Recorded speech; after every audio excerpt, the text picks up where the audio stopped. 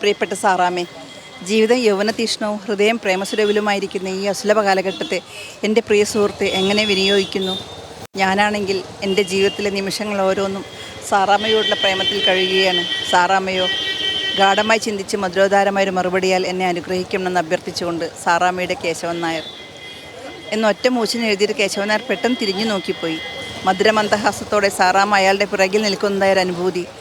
രാജ്യത്തെ ആദ്യ സാഹിത്യനഗര പദവി എന്ന അപൂർവ പുരസ്കാര നിറവിലാണെന്ന് കോഴിക്കോട്. അതാഘോഷിക്കാൻ എല്ലാ സജ്ജീകരണങ്ങളോടെയും നഗരം ഒരുങ്ങുമ്പോൾ ഈ പദവിയിലേക്ക് നാടിനെ എത്തിച്ച മഹാരഥന്മാരായ സാഹിത്യ പ്രതിഭകളെ സ്മരിച്ചുകൊണ്ട് തന്നെ വേണം. കോഴിക്കോടിന് പൈതൃക പദവി കിട്ടിയതിൽ, സാഹിത്യ പൈതൃക പദവി കിട്ടിയതിലുള്ള ഒരുപാട് സന്തോഷമുണ്ട്. ഇതെല്ലാം നമുക്ക് നേടിത്തന്ന നമ്മുടെ സാഹിത്യകാരന്മാർ കുറേ പേര് മൺമറഞ്ഞു പോയി. അവരാരും ഇതൊന്നും കാണാനില്ലല്ലോ എന്നുള്ളതെല്ലാം ഒരു വിഷമം ഉണ്ട്. അവരൊക്കെ ഉണ്ടായിരുന്നെങ്കിൽ ഈ മിഠായി തെരുവിലൂടെ കൈകോർത്ത് പിടിച്ച് നടക്കുന്നത് ഞാനിങ്ങനെ ഭാവനയിൽ കണ്ടിരുന്നു.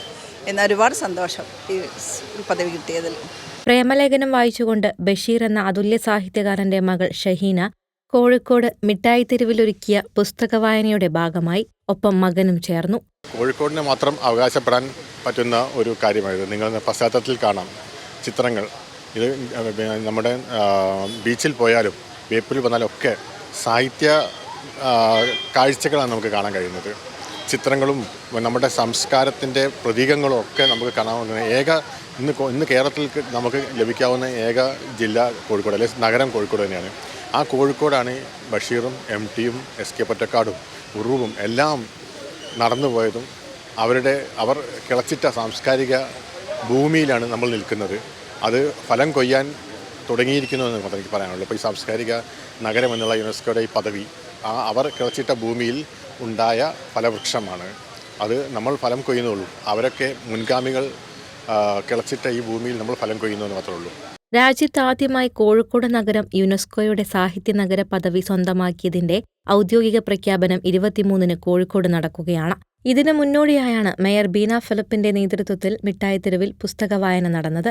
നഗരത്തിലെ സ്കൂളുകളിലെ അസംബ്ലികളിൽ ഇതേസമയം പുസ്തക വായനയും സംഘടിപ്പിച്ചാണ് സാഹിത്യ നഗര പ്രഖ്യാപനത്തിനെ നാം വരവേൽക്കുന്നത്. മന്ത്രി MP രാജേഷ് പ്രഖ്യാപനം നടത്തും. വൈകിട്ട് 5:30-ന് തളി കണ്ടംകുളം ജൂബിലി ഹാളിലാണ് ഔദ്യോഗിക പ്രഖ്യാപന ചടങ്ങ് നടക്കുന്നത്.